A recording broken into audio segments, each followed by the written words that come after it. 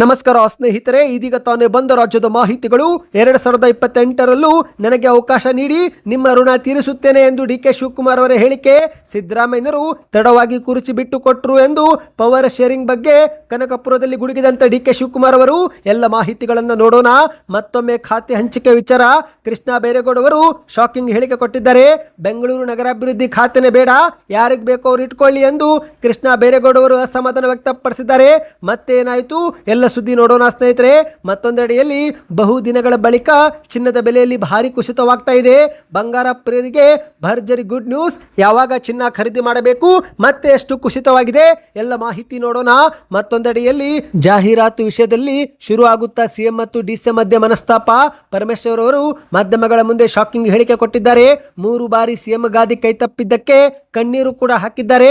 ಎಲ್ಲ ಮಾಹಿತಿಗಳನ್ನು ನೋಡೋಣ ಸ್ನೇಹಿತರೆ. ಮತ್ತೊಂದೆಡೆಯಲ್ಲಿ ಗೃಹಲಕ್ಷ್ಮಿ ಯೋಜನೆಯ ಫಲಾನುಭವಿಗಳಿಗೆ ಮುಖ್ಯವಾದ ಸೂಚನೆ. ಈ 2 ಜಿಲ್ಲೆ ಫಲಾನುಭವಿಗಳಿಗೆ ಶಾಕ್ ಕೊಟ್ಟ ಸರ್ಕಾರ. ಮುಖ್ಯಮಂತ್ರಿ ಡಿಕೆ ಶಿವಕುಮಾರ್ ಅವರ ಸೂಚನೆ ಬೆನ್ನಲ್ಲೇ ಅನರ್ಹರನ್ನು ಯೋಜನೆಯಿಂದ ಹೊರಗಿಡಲಾಗ್ತಾ ಇದೆ. ಈ ಎಲ್ಲ ಮಾಹಿತಿಗಳನ್ನು ಡೀಟೇಲ್ ಆಗಿ ನೋಡೋಕ್ಕೂ ಮೊದಲು ನೀವು ನಮ್ಮ ಸುದ್ದಿ 9 ಯೂಟ್ಯೂಬ್ ಚಾನಲ್ಗೆ ಮೊದಲು ಬಾರಿ ಭೇಟಿ ಕೊಡ್ತಾ ಇದ್ರೆ ದಯವಿಟ್ಟು ಸಬ್ಸ್ಕ್ರೈಬ್ ಆಗಿ ಪಕ್ಕದಲ್ಲಿ ಕಾಣಿಸೋ ಗಂಟೆ ಕೂಡ ಒತ್ತಿ. ಇದರಿಂದ ಕರ್ನಾಟಕದ ಮುಖ್ಯವಾದ ಸುದ್ದಿಗಳು ನಿಮಗೆ ಸಿಗುತ್ತವೆ. ದಯವಿಟ್ಟು ವಿಡಿಯೋಗೆ ಲೈಕ್ ಮಾಡ್ತಾ ವಿಡಿಯೋನ ಪೂರ್ತಿಯಾಗಿ ನೋಡಿ. ಬನ್ನಿ ಸ್ನೇಹಿತರೆ, ಎಲ್ಲ ಸುದ್ದಿಗಳನ್ನು ಡೀಟೇಲ್ ಆಗಿ ನೋಡೋಣ. ಇದೀಗ ರಾಜ್ಯದ ಮುಖ್ಯಮಂತ್ರಿಯಾಗಿ ಅಧಿಕಾರ ವಹಿಸಿಕೊಂಡಿರುವಂತಹ ಡಿಕೆ ಶಿವಕುಮಾರ್ ಅವರು ಕನಕಪುರದ ಕಬ್ಬಾಳು ಗ್ರಾಮದಲ್ಲಿ ನಡೆದಂತ ಕಾರ್ಯಕ್ರಮವೊಂದರಲ್ಲಿ ಭಾವನಾತ್ಮಕವಾಗಿ ಮಾತನಾಡಿದ್ದಾರೆ. ಹೌದು, 2028ರಲ್ಲೂ ನನಗೆ ಅವಕಾಶ ನೀಡಿ ನಿಮ್ಮ ಋಣ ತೀರಿಸುತ್ತೇನೆ ಎಂದು ನೆರೆದಿದ್ದಂತ ಜನತೆಗೆ ಮನವಿ ಮಾಡಿದ್ದಾರೆ. ಹೌದು ಗೆಳೆಯರೆ, ತಾಯಿ ಕಬ್ಬಾಳಮ್ಮನಿಗೆ ಸಾಷ್ಟಾಂಗ ನಮಸ್ಕಾರ ಸಲ್ಲಿಸಿ ಜನರ ಆಶೀರ್ವಾದವೇ ತಮ್ಮ ರಾಜಕೀಯ ಶಕ್ತಿಯ ಮೂಲ ಎಂದು ಡಿಕೆ ಶಿವಕುಮಾರ್ ಅವರು ಹೇಳಿದ್ದು, ರಾತ್ರಿ ತಡವಾದರೂ ಸಾವಿರಾರು ಅಭಿಮಾನಿಗಳು ಅವರನ್ನು ನೋಡಲು ಕಾದು ನಿಂತಿದ್ದಂಥ ದೃಶ್ಯ ಕಾರ್ಯಕ್ರಮದ ವಿಶೇಷವಾಗಿತ್ತು. ಹೌದು ಗೆಳೆಯರೆ, ಕಾರ್ಯಕ್ರಮದಲ್ಲಿ ಮಾತನಾಡಿದಂಥ ಡಿಕೆ ಶಿವಕುಮಾರ್ ಅವರು, ನಿಮ್ಮ ಹಾಗೂ ರಾಜ್ಯ ಸರ್ಕಾರದ ಪರವಾಗಿ ತಾಯಿ ಕಬ್ಬಾಳಮ್ಮನಿಗೆ ನನ್ನ ಸಾಷ್ಟಾಂಗ ಪ್ರಣಾಮಗಳು. ಇಂದು 1985ರ ಮೊದಲು ಮತ್ತು ನಂತರದ ಕನಕಪುರ ಹೇಗೆ ಅಭಿವೃದ್ಧಿಯಾಗಿದೆ ಎಂಬುದು ನಿಮ್ಮ ಕಣ್ಣೆದುರೇ ಇದೆ. ಕಬ್ಬಾಳಮ್ಮ ದೇವಾಲಯ ಇಂದು ಇಡೀ ಕರ್ನಾಟಕದ ಭಕ್ತರ ಆಕರ್ಷಣೆಯ ಕೇಂದ್ರವಾಗಿದೆ ಎಂದು ಡಿಕೆ ಶಿವಕುಮಾರ್ ಅವರು ಹೇಳಿದ್ದಾರೆ. ಇದೇ ನಡುವೆ ಗ್ಯಾರಂಟಿ ಯೋಜನೆ ಬಗ್ಗೆ ಮಾತನಾಡಿದಂಥ ಡಿಕೆ ಶಿವಕುಮಾರ್ ಅವರು ಜನರಿಗೆ ನೀಡಿದ ಮಾತಿನಂತೆ ಗೃಹಲಕ್ಷ್ಮಿ ಯೋಜನೆಯಡಿಯಲ್ಲಿ ಮಹಿಳೆಯರ ಬ್ಯಾಂಕ್ ಖಾತೆಗೆ 2,000 ರೂಪಾಯಿ, ಉಚಿತ ವಿದ್ಯುತ್, ಉಚಿತ ಬಸ್ ಪ್ರಯಾಣ, 10 ಕೆಜಿ ಅಕ್ಕಿ ಸೇರಿದಂತೆ ಎಲ್ಲಾ ಗ್ಯಾರಂಟಿ ಯೋಜನೆಗಳನ್ನು ಯಶಸ್ವಿಯಾಗಿ ನಾವು ಜಾರಿಗೆ ತಂದಿದ್ದೇವೆ. ಜನರ ಬೆಂಬಲದಿಂದಲೇ ನನ್ನ ರಾಜಕೀಯ ಪಯಣ ಸಾಧ್ಯವಾಗಿದೆ. ನಿಮ್ಮೆಲ್ಲರ ಶ್ರಮ ಮತ್ತು ಆಶೀರ್ವಾದದಿಂದ ನನಗೆ ಶಕ್ತಿ ಸಿಕ್ಕಿದ್ದು, ನೀವು ಕೊಟ್ಟ ಶಕ್ತಿಯನ್ನು ಇಡೀ ರಾಜ್ಯದ ಅಭಿವೃದ್ಧಿಗೆ ಸಮರ್ಪಿಸುತ್ತೇನೆ ಎಂದು ಡಿಕೆ ಶಿವಕುಮಾರ್ ಅವರು ಹೇಳಿಕೆ ಕೊಟ್ಟಿದ್ದಾರೆ. ನೀವೆಲ್ಲರೂ ಬೆಂಗಳೂರಿಗೆ ಬರಲು ಸಾಧ್ಯವಾಗೋದಿಲ್ಲ, ಹಾಗಾಗಿ ನಾನೇ ಇಂದು ನಿಮ್ಮ ಮನೆಗೆ ಬಂದಿದ್ದೇನೆ. ನೀವು ನನಗೆ 8 ಬಾರಿ ಶಾಸಕ ಸ್ಥಾನ ನೀಡಿದ್ದೀರಿ, ಸಚಿವನಾಗಿ ಮಾಡಿದ್ದೀರಿ, ಈಗ ಮುಖ್ಯಮಂತ್ರಿ ಸ್ಥಾನವನ್ನು ಕೂಡ ನೀಡಿದ್ದೀರಿ. ಈ ಜಿಲ್ಲೆಯ ಗೌರವ ಉಳಿಸುವ ಕೆಲಸ ನಮ್ಮ ಪಕ್ಷ ಮಾಡಿದೆ, ಮತ್ತೆ ಮುಂದೆಯೂ ಕೂಡ ಮಾಡುತ್ತೆ ಎಂದು ಡಿಕೆ ಶಿವಕುಮಾರ್ ಅವರು ಹೇಳಿದ್ದಾರೆ. ಇದೇ ನಡುವೆ ಸ್ನೇಹಿತರೆ, ಇನ್ನೂ ಹೆಚ್ಚಿನ ಅಭಿವೃದ್ಧಿ ಕಾರ್ಯ ಪೂರ್ಣಗೊಳಿಸಲು ನಿಮ್ಮ ಬೆಂಬಲ ಅಗತ್ಯವಿದ್ದು 2028ರ ಚುನಾವಣೆಗೂ ನನಗೆ ಅವಕಾಶ ನೀಡಿ ಮತ್ತೊಮ್ಮೆ ನಮ್ಮನ್ನೇ ಆಯ್ಕೆ ಮಾಡಿ ಕಳುಹಿಸಬೇಕು ಎಂದು ಡಿಕೆ ಶಿವಕುಮಾರ್ ಅವರು ಮನವಿ ಮಾಡಿದ್ದಾರೆ. ಅಂದ ಹಾಗೆ ಸ್ನೇಹಿತರೆ, ಇದೇ ನಡುವೆ ಸಿದ್ದರಾಮಯ್ಯರು ಕುರ್ಚಿ ನನಗೆ ತಡವಾಗಿ ಬಿಟ್ಟು ಕೊಟ್ಟರು ಎಂದು ಪವರ್ ಶೇರಿಂಗ್ ಬಗ್ಗೆ ಶಾಕಿಂಗ್ ಹೇಳಿಕೆ ಕೊಟ್ಟಿದ್ದಾರೆ. ಹೌದು ಸ್ನೇಹಿತರೆ, ನೂತನ ಮುಖ್ಯಮಂತ್ರಿಯಾಗಿ ಮೊದಲ ಬಾರಿಗೆ ಹುಟ್ಟೂರಿಗೆ ಕಾಲಿಟ್ಟಂತ ಡಿಕೆ ಶಿವಕುಮಾರ್ ಅವರು ತಮ್ಮ ಕ್ಷೇತ್ರದ ಕನಕಪುರ ಜನತೆಗೆ ಕೃತಜ್ಞತೆ ಸಲ್ಲಿಸುವ ವೇಳೆ ಮೊದಲ ಬಾರಿಗೆ ಪವರ್ ಶೇರಿಂಗ್ ಒಪ್ಪಂದದ ಬಗ್ಗೆ ಮಾತನಾಡಿದ್ದಾರೆ. ಅಷ್ಟು ಮಾತ್ರವಲ್ಲ, ಅಲ್ಲಿ ನೆರೆದಿದ್ದಂಥ ಜನತೆ ಮುಂದೆ ನಾನು 2 ವರ್ಷ ಸಿಎಂ ಆಗಿದ್ರೆ ಸಾಕಾ ಎಂದು ಕೂಡ ಪ್ರಶ್ನೆ ಮಾಡಿದ್ದಾರೆ. ಹೌದು, ಮೊದಲ ಬಾರಿಗೆ ಒಪ್ಪಂದದ ಬಗ್ಗೆ ಡಿಕೆ ಶಿವಕುಮಾರ್ ಅವರು ಮಾತನಾಡಿದ್ದು, ಕಾಂಗ್ರೆಸ್ ಅಧಿಕಾರ ಚುಕ್ಕಾಣಿ ಹಿಡಿದಾಗ ಹೈಕಮಾಂಡ್ ಅವರು ನನಗೆ ಮತ್ತು ಸಿದ್ದರಾಮಯ್ಯರ ನಡುವೆ ಒಪ್ಪಂದ ಮಾಡಿಸಿದ್ರು. ನಾನು ಎಲ್ಲೂ ಕೂಡ ಈ ಬಗ್ಗೆ ಇದುವರೆಗೆ ಹೇಳಿಲ್ಲ.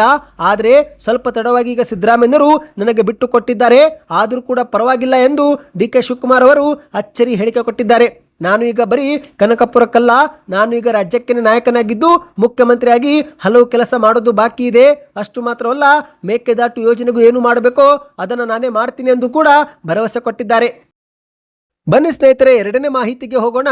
ಇಷ್ಟಪಟ್ಟಿದ್ದಂಥ ಬೆಂಗಳೂರು ನಗರಾಭಿವೃದ್ಧಿ ಖಾತೆ ನನಗೆ ಸಿಗಲಿಲ್ಲ ಎಂದು ರಾಮಲಿಂಗಾರೆಡ್ಡಿ ಅವರು ಇತ್ತೀಚೆಗೆ ರಾಜೀನಾಮೆ ಕೊಟ್ಟಿದ್ರು. ಆದರೆ ಸತತವಾಗಿ ಹೈಕಮಾಂಡ್ ಮತ್ತು ಮುಖ್ಯಮಂತ್ರಿ ಡಿಕೆ ಶಿವಕುಮಾರ್ ಅವರ ಪ್ರಯತ್ನದಿಂದ ತಮ್ಮ ರಾಜೀನಾಮೆ ಹಿಂಪಡೆದುಕೊಂಡಿದ್ದು, ಆದರೆ ಈ ಒಂದು ಬೆಂಗಳೂರು ನಗರಾಭಿವೃದ್ಧಿ ಖಾತೆ ಪಡೆದುಕೊಂಡಿದ್ದಂಥ ಕೃಷ್ಣ ಬೈರೇಗೌಡ ಅವರು ಈಗ ಕೊನೆಯ ಕ್ಷಣದಲ್ಲಿ ನನಗೆ ಈ ಒಂದು ಖಾತೆನೇ ಬೇಡ, ಯಾರಿಗೆ ಬೇಕು ಅವರು ಇಟ್ಕೊಳ್ಳಿ ಎಂದು ಮಾಧ್ಯಮಗಳ ಮುಂದೆ ಅಸಮಾಧಾನ ವ್ಯಕ್ತಪಡಿಸಿದ್ದಾರೆ. ಹೌದು, ಕಾಂಗ್ರೆಸ್ ಪಕ್ಷದಲ್ಲಿ ಮತ್ತೊಮ್ಮೆ ಖಾತೆ ಹಂಚಿಕೆ ಜಗಳ ಈಗ ಹೆಚ್ಚಾಗಿದೆ ಸ್ನೇಹಿತರೆ. ಕೃಷ್ಣ ಬೈರೇಗೌಡ ಅವರು ಬಹಿರಂಗವಾಗಿ ತಮ್ಮ ಅಸಮಾಧಾನ ವ್ಯಕ್ತಪಡಿಸಿದ್ದಾರೆ. ಹೌದು, ಮೊದಲಿಗೆ ಬೆಂಗಳೂರು ನಗರಾಭಿವೃದ್ಧಿ ಖಾತೆ ಸಿಕ್ಕಿದ್ದಕ್ಕೆ ಸಂತೋಷ ವ್ಯಕ್ತಪಡಿಸಿದಂತ ಇವರು ಈಗ ಕೊನೆಯ ಕ್ಷಣದಲ್ಲಿ ಈ ಒಂದು ಖಾತೆ ನಿರಾಕರಿಸಿದ್ದಲ್ಲದೆ ಬೇಕಾದ್ರೆ ಈ ಒಂದು ನಗರಾಭಿವೃದ್ಧಿ ಖಾತೆಯನ್ನು ರಾಮಲಿಂಗಾರೆಡ್ಡಿ ಅವರೇ ನಿರ್ವಹಿಸಲಿ ಎಂದು ಮಾಧ್ಯಮಗಳ ಮುಂದೆ ಹೇಳಿದ್ದಾರೆ. ಯಾಕಂದ್ರೆ ಸ್ನೇಹಿತರೆ, ಬಿಡಿಎ ಮತ್ತು ಬಿಎಂಆರ್ಡಿಎ ಇಲಾಖೆಯು ಕೂಡ ಬೆಂಗಳೂರು ನಗರಾಭಿವೃದ್ಧಿ ವ್ಯಾಪ್ತಿಗೆ ತರಬೇಕು ಎನ್ನುವುದು ಕೃಷ್ಣ ಬೈರೇಗೌಡ ಅವರ ಆಗ್ರಹವಾಗಿದೆ. ಹೌದು ಗೆಳೆಯರೆ, ಇತ್ತೀಚೆಗೆ ಬೆಂಗಳೂರು ಉಸ್ತುವಾರಿ ಸಚಿವ ನೀಡಲಿಲ್ಲ ಎನ್ನುವ ಕಾರಣಕ್ಕೆ ರಾಮಲಿಂಗಾರೆಡ್ಡಿ ಅವರು ಮುನಿಸಿಕೊಂಡು ತಮ್ಮ ಸಚಿವ ಸ್ಥಾನಕ್ಕೆ ರಾಜೀನಾಮೆ ಕೊಟ್ಟಿದ್ರು. ಈಗ ಸಂಧಾನದ ಬಳಿಕ ತಮ್ಮ ರಾಜೀನಾಮೆ ವಾಪಸ್ ಪಡೆದುಕೊಂಡಿದ್ದಾರೆ. ಆದರೆ ಈ ಒಂದು ಖಾತೆ ಪಡೆದುಕೊಂಡಂತ ಕೃಷ್ಣ ಬೈರೇಗೌಡ ಅವರು ನನಗೆ ಈ ಒಂದು ಖಾತೆನೇ ಬೇಡ, ಬೇಕಾದ್ರೆ ರಾಮಲಿಂಗಾರೆಡ್ಡಿ ಅವರು ಇಟ್ಟುಕೊಳ್ಳಲಿ ಎಂದು ಹೇಳಿಕೆ ಕೊಟ್ಟಿದ್ದಾರೆ. ಹೌದು, ಇದೀಗ ಈ ಒಂದು ಖಾತೆ ಅಡಿಯಲ್ಲಿ ಬಿಡಿಎ ಅಂದ್ರೆ ಬೆಂಗಳೂರು ಅಭಿವೃದ್ಧಿ ಪ್ರಾಧಿಕಾರ ಮತ್ತು ಬಿಎಂಆರ್ಡಿಎ ಅಂದ್ರೆ ಬೆಂಗಳೂರು ಮಹಾನಗರ ಪ್ರದೇಶಾಭಿವೃದ್ಧಿ ಪ್ರಾಧಿಕಾರ ಈ ಎರಡು ಇಲಾಖೆಗಳನ್ನು ಇದುವರೆಗೆ ಸೇರಿಸಿಲ್ಲ. ಹಾಗಾಗಿ ಕೃಷ್ಣ ಬೈರೇಗೌಡ ಅವರು ಈಗ ಬೆಂಗಳೂರು ನಗರಾಭಿವೃದ್ಧಿ ಖಾತೆ ಅಧಿಕಾರ ವಹಿಸಿಕೊಳ್ಳಲು ಹಿಂದೇಟು ಹಾಕುತ್ತಿದ್ದಾರೆ. ಕೇವಲ 5 ನಗರ ಪಾಲಿಕೆಗೆ ಮಾತ್ರ ನಾನು ಉಸ್ತುವಾರಿ ಪಡೆದುಕೊಳ್ಳಬೇಕಾ ಎಂದು ನೇರವಾಗಿಯೇ ಹೈಕಮಾಂಡ್ ಮುಂದೆ ಅಸಮಾಧಾನ ವ್ಯಕ್ತಪಡಿಸಿದ್ದಾರೆ ಎಂದು ಹೇಳಲಾಗ್ತಾ ಇದೆ. ಬನ್ನಿ ಸ್ನೇಹಿತರೆ, ಮತ್ತೊಂದು ಮಾಹಿತಿಗೆ ಹೋಗೋಣ. ನೀವು ಕೂಡ ಚಿನ್ನ ಬೆಳ್ಳಿ ಖರೀದಿ ಮಾಡೋ ಪ್ಲಾನ್ ಹಾಕಿಕೊಂಡಿದ್ರೆ ಸ್ವಲ್ಪ ವೇಟ್ ಮಾಡಿ. ಯಾಕಂದ್ರೆ ಸ್ನೇಹಿತರೆ, ಶುಕ್ರವಾರ ಶನಿವಾರದಂದು ಕುಸಿತ ಕಂಡ ಬಂಗಾರ ಈಗ ಮತ್ತೊಮ್ಮೆ ಸೋಮವಾರದಂದು ದೊಡ್ಡ ಮಟ್ಟದಲ್ಲೇ ಕುಸಿತವಾಗಿದೆ. ಹೌದು, ಬಹುದಿನಗಳ ಬಳಿಕ ಮತ್ತೊಮ್ಮೆ ಚಿನ್ನ ಕುಸಿತವಾಗ್ತಾ ಇದೆ. 1,61,000 ರೂಪಾಯಿ ಹೋಗಿದ್ದಂತ ಚಿನ್ನ ಈಗ 1,54,000 ರೂಪಾಯಿಗೆ ಬಂದಿದೆ. ಹೌದು, ವಾರದ ಮೊದಲ ದಿನವೇ ಜೂನ್ 8ರಂದು ಮತ್ತೊಮ್ಮೆ ಚಿನ್ನ ಕುಸಿತವಾಗಿದೆ. ಮಧ್ಯಪ್ರಾಚ್ಯದಲ್ಲಿ ಹೆಚ್ಚಾಗುತ್ತಿರುವ ಯುದ್ಧದ ಉದ್ವಿಗ್ನತೆಯಿಂದಾಗಿ ಕಚ್ಚಾ ತೈಲ ಬೆಲೆ ಏರಿಕೆ ಆಗುತ್ತಿದ್ದು, ಹಾಗಾಗಿ ಚಿನ್ನದ ಬೆಲೆಯಲ್ಲಿ ಇಳಿಕೆ ಆಗ್ತಾ ಇದೆ. ಹೌದು ಗೆಳೆಯರೆ, ಇದೀಗ ಪ್ರತಿಯೊಬ್ಬರು ಕೂಡ ಕಚ್ಚಾ ತೈಲದಲ್ಲಿ ಹೂಡಿಕೆ ಮಾಡಲು ಮುಂದಾಗಿದ್ದು, ಈ ಮೂಲಕ ಬಂಗಾರದಲ್ಲಿ ಬೇಡಿಕೆ ಕುಸಿತವಾಗಿದೆ. ಪ್ರಧಾನಿ ಮೋದಿ ಅವರು ಸಾಧ್ಯವಾದರೆ 1 ವರ್ಷ ಬಂಗಾರ ಖರೀದಿ ಮಾಡಲೇಬೇಡಿ ಎಂಬ ಒಂದು ಸೂಚನೆ ಕೊಟ್ಟ ಬೆನ್ನಲ್ಲೇ ದೇಶದಲ್ಲಿ 70% ಚಿನ್ನದಲ್ಲಿ ಬೇಡಿಕೆ ಕುಸಿತವಾಗಿರುವುದು ಕೂಡ ವರದಿಯಾಗಿದೆ. ಈ ಎಲ್ಲ ಕಾರಣಕ್ಕೆ ಚಿನ್ನದ ಬೆಲೆ ಇಳಿಕೆ ಆಗ್ತಾ ಇದೆ. ಅಂದ ಹಾಗೆ ಸ್ನೇಹಿತರೆ, ಭಾರತ ಮಾತ್ರವಲ್ಲ, ಅಂತಾರಾಷ್ಟ್ರೀಯ ಮಾರುಕಟ್ಟೆಯಲ್ಲೇ ಚಿನ್ನ ಸೆಲ್ಲಿಂಗ್ ಪ್ರೆಷರ್ ನೋಡ್ತಾ ಇದೆ. ಅಂದ್ರೆ ಈ ಒಂದು ಹಿಂದೆ ಕಡಿಮೆ ಬೆಲೆಗೆ ಖರೀದಿ ಮಾಡಿದವರು ಪ್ರಾಫಿಟ್ ಬುಕ್ಕಿಂಗ್ ಮಾಡಿಕೊಳ್ಳುತ್ತಿದ್ದು, ಸತತವಾಗಿ ಚಿನ್ನದ ಬೆಲೆ ಇಳಿಕೆ ಆಗ್ತಾ ಇದೆ. ಈಗ ಬೆಂಗಳೂರಲ್ಲಿ 24 ಕ್ಯಾರೆಟ್ 10 ಗ್ರಾಂ ಬಂಗಾರ 1,54,000 ರೂಪಾಯಿಗೆ ಮಾರಾಟವಾಗಿರುವುದು ವರದಿಯಾಗಿದೆ ಸ್ನೇಹಿತರೆ. ಒಂದು ವಾರದ ಹಿಂದೆ 1,61,000 ರೂಪಾಯಿಗೆ ಮುಟ್ಟಿತ್ತು. ಈಗ ಕುಸಿದು 1,54,000 ರೂಪಾಯಿ ಆಗಿದೆ. ಇದೇ ರೀತಿ ಚಿನ್ನದಲ್ಲಿ ಬೇಡಿಕೆ ಕುಸಿತವಾದರೆ ಜನರು ಕೂಡ ಚಿನ್ನ ಖರೀದಿ ಮಾಡುವುದು ನಿಲ್ಲಿಸಿದರೆ ಆಗ ಮುಂಬರುವ ದಿನಗಳಲ್ಲಿ ಮತ್ತಷ್ಟು ಚಿನ್ನ ಕುಸಿಯುವ ಲಕ್ಷಣ ಇವೆ. ಹಾಗಾಗಿ ಸ್ನೇಹಿತರೆ, ಚಿನ್ನ ಕುಸಿದಾಗೊಮ್ಮೆ ಸ್ವಲ್ಪ ಖರೀದಿ ಮಾಡಿ. ಯಾಕಂದ್ರೆ ಏಕಾಏಕಿ ದೊಡ್ಡ ಮಟ್ಟದಲ್ಲಿ ಖರೀದಿ ಮಾಡಿದ್ರೆ ಮತ್ತೆ ನಿಮಗೆ ಅದು ನಷ್ಟ ತಂದು ಕೊಡಬಹುದು.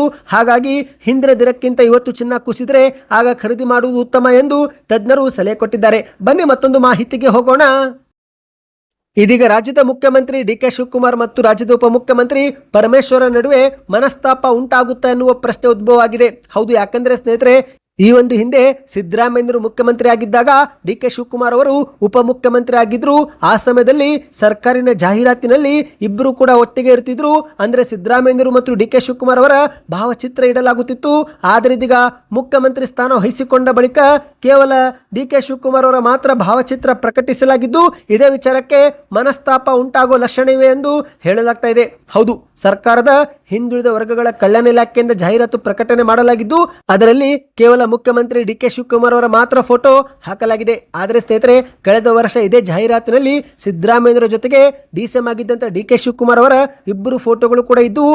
ಆದರೆ ಈ ಬಾರಿ ಉಪಮುಖ್ಯಮಂತ್ರಿ ಪರಮೇಶ್ವರ್ ಅವರ ಫೋಟೋನೇ ಹಾಕಿಲ್ಲ. ಇದೇ ವಿಚಾರ ಈಗ ರಾಜ್ಯದಲ್ಲಿ ತೀವ್ರ ಚರ್ಚೆಗೆ ಕಾರಣವಾಗಿದೆ. ಅದರಲ್ಲೂ ಜೆಡಿಎಸ್ನವರು ಈ ಬಗ್ಗೆ ಆಕ್ಷೇಪ ವ್ಯಕ್ತಪಡಿಸಿ ಡಿಕೆ ಶಿವಕುಮಾರ್ ಮತ್ತು ಸರ್ಕಾರದ ವಿರುದ್ಧ ಆಕ್ರೋಶ ವ್ಯಕ್ತಪಡಿಸಿದ್ದಾರೆ. ರಾಜ್ಯ ಸರ್ಕಾರದ ಅಧಿಕೃತ ಜಾಹೀರಾತುಗಳಲ್ಲಿ ದಲಿತ ನಾಯಕರ ಭಾವಚಿತ್ರ ಉದ್ದೇಶಪೂರ್ವಕವಾಗಿಯೇ ಕೈಬಿಡಲಾಗುತ್ತಿದೆ ಎಂದು ಜೆಡಿಎಸ್ನವರು ಆರೋಪ ಮಾಡಿದ್ದಾರೆ. ಇನ್ನು ಈ ಒಂದು ವಿಚಾರ ತೀವ್ರ ಸ್ವರೂಪ ಪಡೆದುಕೊಳ್ಳುತ್ತಿದ್ದಂತೆ ಮಾಧ್ಯಮಗಳ ಮುಂದೆ ಪರಮೇಶ್ವರ್ ಅವರು ಪ್ರತಿಕ್ರಿಯೆ ಕೊಟ್ಟಿದ್ದಾರೆ. ಹೌದು, ಡಿಸಿಎಂ ಪರಮೇಶ್ವರ್ ಅವರು ಮಾಧ್ಯಮಗಳ ಮುಂದೆ ಮಾತನಾಡಿದ್ದು, ಈ ಬಗ್ಗೆ ನಾನು ನೇರವಾಗಿ ಮುಖ್ಯಮಂತ್ರಿ ಡಿಕೆ ಶಿವಕುಮಾರ್ ಅವರ ಬಳಿನೇ ಚರ್ಚೆ ಮಾಡುತ್ತೇನೆಂದಿದ್ದಾರೆ. ಜಾಹೀರಾತಿನಲ್ಲಿ ನನ್ನ ಫೋಟೋ ಹಾಕದಿರುವುದು ಬಹುಶಃ ಅಧಿಕಾರಿಗಳ ಲೋಪವಾಗಿರಬಹುದು, ಅದನ್ನು ಸರಿಪಡಿಸುತ್ತೇವೆ. ಈಗ ಸರ್ಕಾರದ ಕೆಲಸ ಮಾಡುವುದು ಮುಖ್ಯ, ಫೋಟೋ ಬಗ್ಗೆ ನಾನು ಹೆಚ್ಚು ಚಿಂತನೆ ಮಾಡೋದಿಲ್ಲ ಎಂದಿದ್ದಾರೆ. ನಾನು ಇನ್ನೂ ಕೂಡ ಆ ಒಂದು ಜಾಹೀರಾತು ಗಮನಿಸಿಲ್ಲ, ಆದರೆ ಶೀಘ್ರವೇ ಮುಖ್ಯಮಂತ್ರಿ ಡಿಕೆ ಶಿವಕುಮಾರ್ ಅವರೊಂದಿಗೆ ಭೇಟಿ ಮಾಡಿ ಈ ಬಗ್ಗೆ ಮಾತನಾಡುತ್ತೇನೆ ಎಂದು ಹೇಳಿಕೆ ಕೊಟ್ಟಿದ್ದಾರೆ. ಸ್ನೇಹಿತರೆ, ಬನ್ನಿ ಈಗ ಕೊನೆ ಮಾಹಿತಿಗೆ ಹೋಗೋಣ. ನೀವು ಕೂಡ ಗೃಹಲಕ್ಷ್ಮಿ ಯೋಜನೆ ಫಲಾನುಭವಿಗಳಾಗಿದ್ರೆ ಈ ಮಾಹಿತಿ ನಿಮಗೆ ತುಂಬಾನೇ ಮುಖ್ಯ. ಹೌದು, ಈ ಒಂದು ಹಿಂದೆ ಸಿದ್ದರಾಮಯ್ಯನವರು ಮುಖ್ಯಮಂತ್ರಿಯಾಗಿ ಅಧಿಕಾರ ವಹಿಸಿಕೊಂಡ ಮೊದಲ ಕ್ಯಾಬಿನೆಟ್ ಸಭೆಯಲ್ಲೇ ಗೃಹಲಕ್ಷ್ಮಿ ಯೋಜನೆಯನ್ನು ಜಾರಿಗೆ ಮಾಡಿದ್ರು. ಆ ಸಮಯದಲ್ಲಿ ಹರರು ಹನರರು ನೋಡದೆ ಅರ್ಜಿ ಹಾಕಿದವರಿಗೆ 2,000 ರೂಪಾಯಿ ಕೊಡಲಾಗುತ್ತಿತ್ತು. ಆದರೆ ಇದೀಗ ಸರ್ಕಾರ ಗೃಹಲಕ್ಷ್ಮಿ ಯೋಜನೆ ಜಾರಿಗೆ ಮಾಡಿ 3 ವರ್ಷ ಕಳೆದಿದ್ದು, ಈ 3 ವರ್ಷದಲ್ಲಿ ಸಾಕಷ್ಟು ಫಲಾನುಭವಿಗಳು ಮೃತಪಟ್ಟಿದ್ದಾರೆ. ಆದರೂ ಕೂಡ ಅವರ ಬ್ಯಾಂಕ್ ಖಾತೆಗೆ ಹಣ ಜಮಾ ಆಗುತ್ತಿದ್ದು, ಈ ಒಂದು ಹಣ ದೊಡ್ಡ ಮಟ್ಟದಲ್ಲಿ ನೋಡಿದಾಗ ಕೋಟಿ ಲೆಕ್ಕದಲ್ಲಿ ಹಣ ದುರ್ಬಳಕೆ ಆಗುತ್ತಿರುವುದು ವರದಿಯಾಗಿದೆ. ಹೌದು ಗೆಳೆಯರೆ, ಮೃತಪಟ್ಟವರ ಬ್ಯಾಂಕ್ ಖಾತೆಗೆ ಈಗಲೂ ಕೂಡ ಹಣ ಸಂದೇಹವಾಗುತ್ತಿದ್ದು, ಇದನ್ನ ತಡೆಯಲೆಂದೇ ಈಗ ಡಿ.ಕೆ. ಶಿವಕುಮಾರ್ ಅವರು ಕೆಲ ನಿಯಮ ಜಾರಿಗೆ ತರಲು ಮುಂದಾಗಿದ್ದಾರೆ. ಅದರಲ್ಲಿ ಬಯೋಮೆಟ್ರಿಕ್ ನಿಯಮ ಒಂದಾಗಿದೆ. ಹೌದು, ಪಂಚ ಗ್ಯಾರಂಟಿಗಳಲ್ಲಿ ಒಂದಾಗಿರುವ ಗೃಹಲಕ್ಷ್ಮಿ ಯೋಜನೆಯಿಂದ ಆದಾಯ ತೆರಿಗೆ ಪಾವತಿ ಮಾಡುತ್ತಿರುವರು ಸೇರಿದಂತೆ ಮೃತಪಟ್ಟ ಫಲಾನುಭವಿಗಳನ್ನು ಹೊರಗಿಡಲು ಸರ್ಕಾರ ಈಗ ಬಯೋಮೆಟ್ರಿಕ್ ವ್ಯವಸ್ಥೆ ಜಾರಿಗೆ ತರಲು ಮುಂದಾಗಿದೆ. ಈಗ ಮಾಹಿತಿ ಪ್ರಕಾರ ಸ್ನೇಹಿತರೆ, ಹಾಸನ ಮತ್ತು ದಾವಣಗೆರೆ ಜಿಲ್ಲೆಯಲ್ಲಿ ಸಾಕಷ್ಟು ಫಲಾನುಭವಿಗಳನ್ನು ಹೊರಗಿಡಲಾಗಿದೆ. ಮೊದಲನೇದಾಗಿ ಹಾಸನ ಜಿಲ್ಲೆಯೊಂದರಲ್ಲಿ 6,698 ಫಲಾನುಭವಿಗಳನ್ನು ಗೃಹಲಕ್ಷ್ಮಿ ಪಟ್ಟಿಯಿಂದ ಹೊರಗಿಡಲಾಗಿದ್ದು, ಇತ್ತ ದಾವಣಗೆರೆ ಜಿಲ್ಲೆಯಲ್ಲಿ 900ಕ್ಕೂ ಹೆಚ್ಚು ಫಲಾನುಭವಿಗಳು ಮೃತಪಟ್ಟಿದ್ರು. ಅವರ ಖಾತೆಗೆ ಹಣ ಜಮಾ ಆಗಿದೆ. ಹಾಗಾಗಿ ಆ ಒಂದು ಹಣವನ್ನು ಕೂಡ ವಾಪಸ್ ಪಡೆದುಕೊಳ್ಳಲು ಸರ್ಕಾರ ಮುಂದಾಗಿದೆ. ಹೌದು, ಮೊದಲನೇದಾಗಿ ಸ್ನೇಹಿತರೆ, ದಾವಣಗೆರೆ ಜಿಲ್ಲೆಯೊಂದರಲ್ಲೇ 3,63,000 ಗೃಹಲಕ್ಷ್ಮಿ ಯೋಜನೆ ಫಲಾನುಭವಿಗಳಿದ್ದು, ಈ ಪೈಕಿ ಈಗ 900ಕ್ಕೂ ಹೆಚ್ಚು ಮಹಿಳೆಯರು ಮರಣ ಹೊಂದಿದ್ದಾರೆ. ಮತ್ತು ಅಷ್ಟು ಮಾತ್ರವಲ್ಲ, ಸುಮಾರು 1,500ಕ್ಕೂ ಹೆಚ್ಚು ಹನರರು ಕೂಡ ಈ ಒಂದು ಜಿಲ್ಲೆಯಿಂದ ಲಾಭ ಪಡೆದುಕೊಳ್ಳುತ್ತಿದ್ದು, ಒಟ್ಟಾರೆಯಾಗಿ 36 ಲಕ್ಷ ರೂಪಾಯಿ ಹಣವನ್ನು ಸರ್ಕಾರ ಈಗ ತಡೆ ಹಿಡಿದು ಮತ್ತೆ ವಾಪಸ್ ಪಡೆದುಕೊಳ್ಳಲು ಮುಂದಾಗಿದೆ. ಅದೇ ರೀತಿ ಸ್ನೇಹಿತರೆ, ಹಾಸನ ಜಿಲ್ಲೆಯಲ್ಲೂ ಕೂಡ ಹನರರನ್ನ ಹೊರಗಿಡಲಾಗ್ತಾ ಇದೆ. ನೀವೇನಾದರೂ ಹಾಸನ ಮತ್ತು ದಾವಣಗೆರೆ ಜಿಲ್ಲೆಯವರಾಗಿದ್ದರೆ ಕಮೆಂಟ್ ನಲ್ಲಿ ಎಸ್ ಎಂದು ಕಮೆಂಟ್ ಮಾಡಿ. ಬೇರೆ ಊರಿನವರಾಗಿದ್ದರೆ ಯಾವ ಊರು ಕಮೆಂಟ್ ಮಾಡಿ. ನಿಮ್ಮ ಬ್ಯಾಂಕ್ ಖಾತೆಗೆ ಗೃಹಲಕ್ಷ್ಮಿ ಯೋಜನೆ ಜಮೆ ಆಗ್ತಾ ಇದೆಯಾ ಆ ಬಗ್ಗೆಯೂ ಕೂಡ ಕಮೆಂಟ್ ಮಾಡ್ತಾ ಚಾನಲ್ಗೆ ಸಬ್ಸ್ಕ್ರೈಬ್ ಆಗಿ.